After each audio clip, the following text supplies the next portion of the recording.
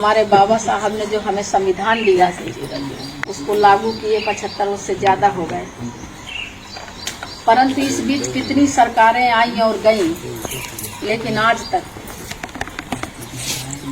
जो हमारा संविधान है उसको पूर्ण रूप से लागू नहीं किया गया।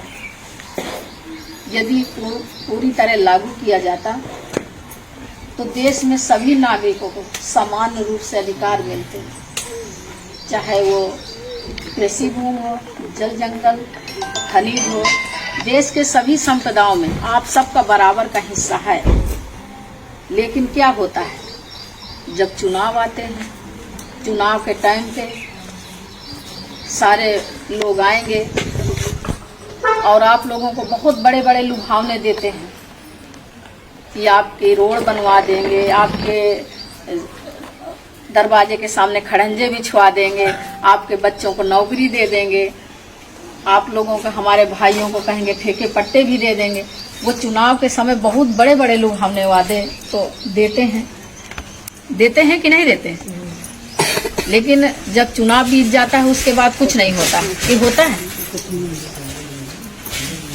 और जो हमारे बच्चों का हक और हिस्सा है, जो हम पिछड़े लोग हैं, पिछड़ा है, दलित है, अल्पसंख्यक है, आदिवासी है, किसान है, कमजोर है, इनके सबके हिस्से का जो भी, चाहे वो नौकरी हो, ठेके हो, पट्टे, जितना भी है, सब सुख साधन सब वो लोग अपने बड़े बड़े उद्योगपतियों को देते हैं।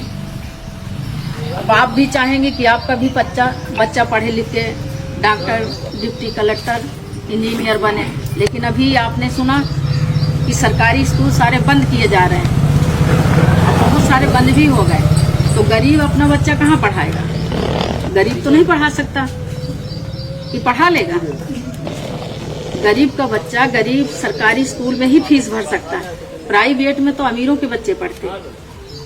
तो ये क्या करना चाहते हैं कि जो पिछड़े लोग हैं उनके बच्चे अनपढ़ रह जाएं और वो कांवड़ ढोएं, मंदिर पे पूजा करें और सिर्फ आप लोग वोट देते रहें। तो इतने सालों से देश आजाद हुए तो क्या तब से अब तक हम लोग वोटे देते तो चले आ रहे हैं? सही है ना? इन लोगों की सरकार बनाते चले आ रहे हैं।